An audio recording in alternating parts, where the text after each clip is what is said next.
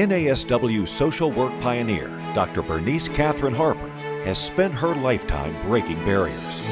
She was one of the first women of color to earn a master's degree in public health at Harvard University.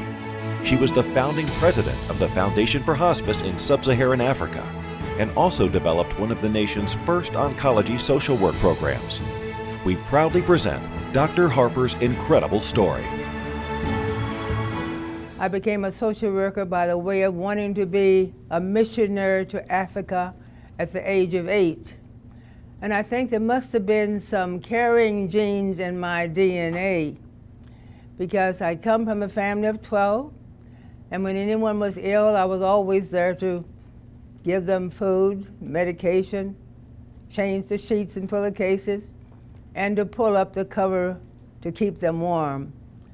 I knew I was going to go to college, but everyone else said I was not going to college because there was no money for me to go to college, because my parents had reared 12 children and there was no money left for me. But I decided that I was going to go to college. So I worked for a Mrs. Severson, and she knew I wanted to be a missionary to Africa. So she sent me to a Christian conference in Petersburg, Virginia, at Virginia State College. And when I got on that campus and I saw all those red buildings and all of those different departments, and I saw one building that said, the Office of the President, Dr. John Gandy.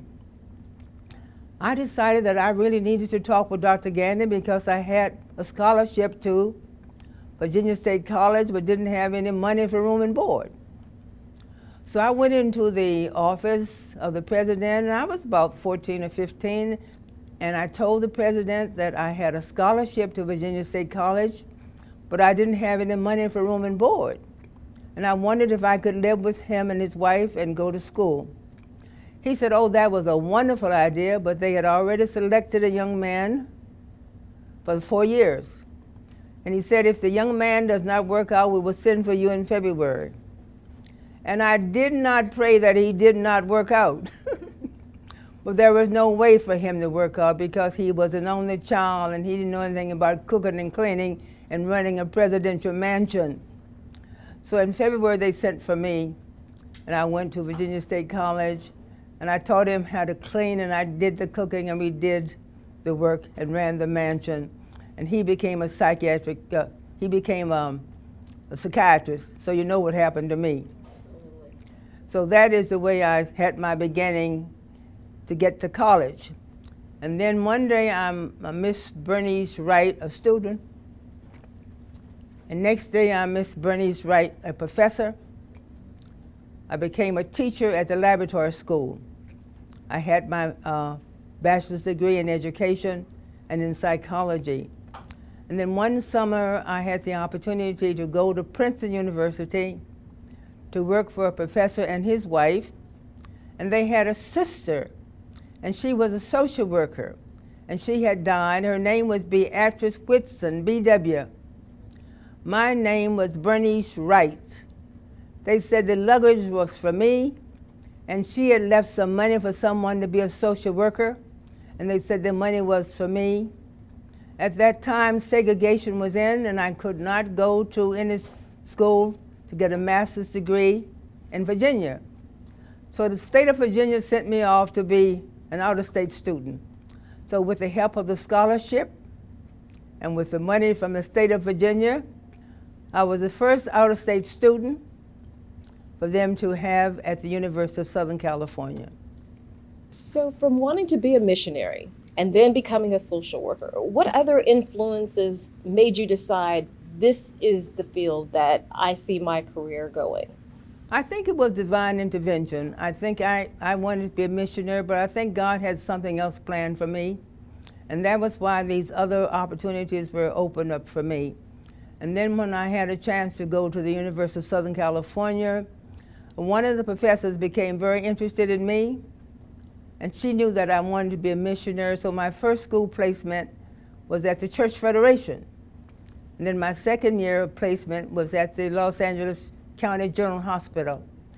And somehow they got the feeling that I had some aptitude for caring, some aptitude for working in a hospital. So I was directed towards medical social work. And this is how that medical social work came about. So I became a medical social worker. And do you feel that that was where you should be?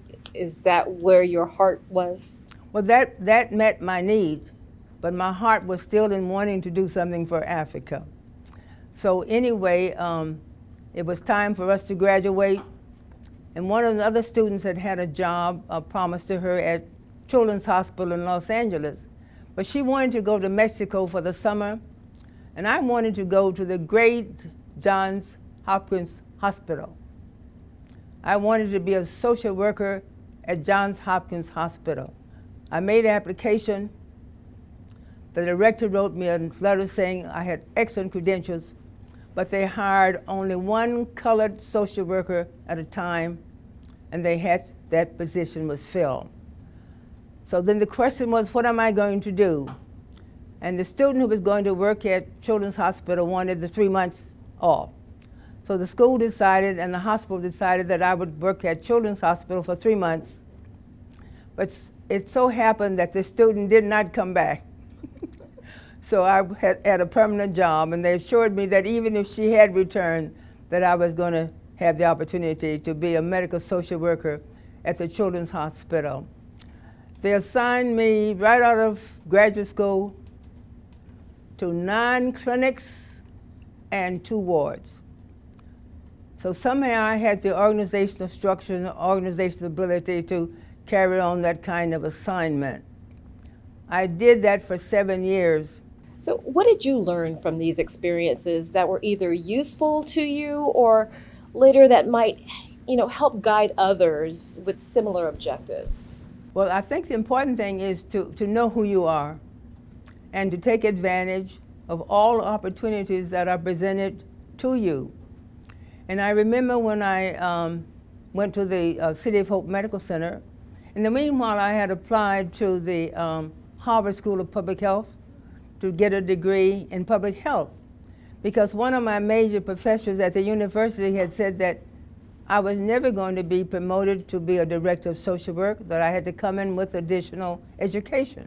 And then I was accepted at the School of Social Work at Harvard University in Boston, Massachusetts.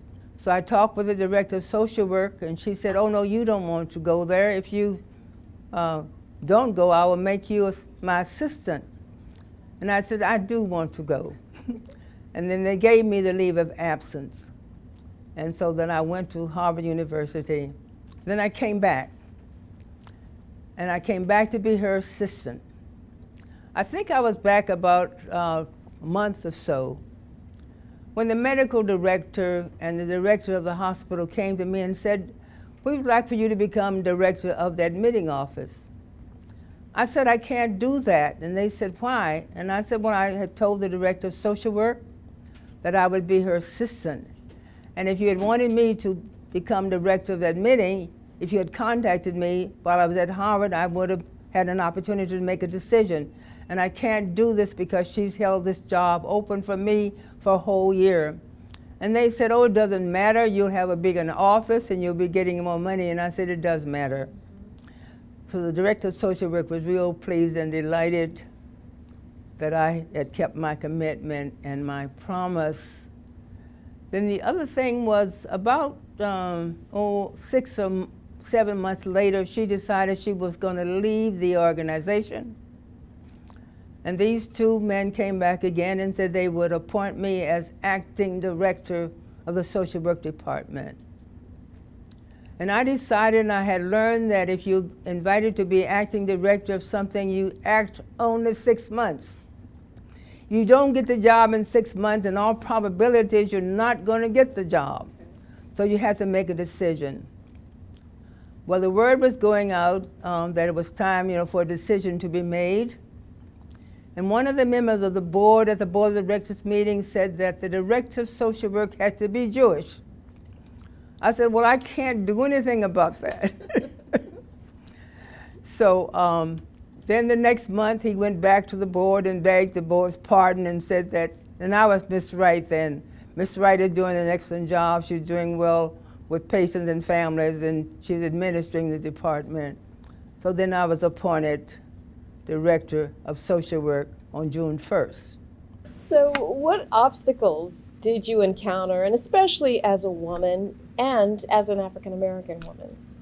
Well, you know, I've always taken a position, I can't not do anything about being African American. That was the way I was born. There's nothing I can do about that.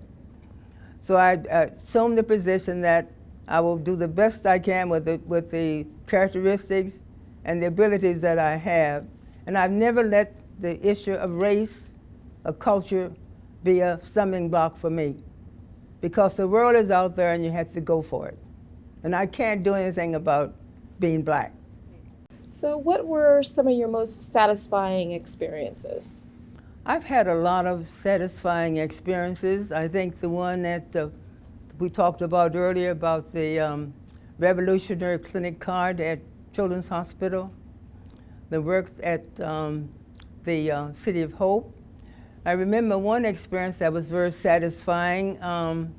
Sometimes disciplines don't get along, and for some reason the director of nursing decided that I had too much power. So what she did was to put the word out that I was spending all of the hospital's money on social services.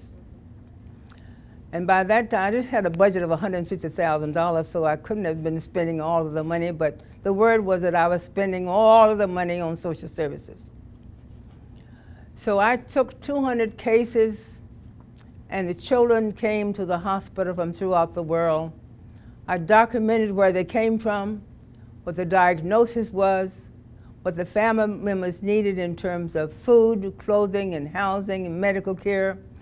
And I put a price tag on social work. And I prepared this report.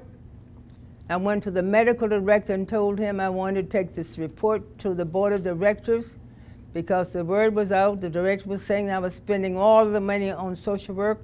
And I want you to know how the money is being spent. So he said he'd be happy to arrange this meeting. And the patient care committee consisted of 15 Jewish men who were in the retail field.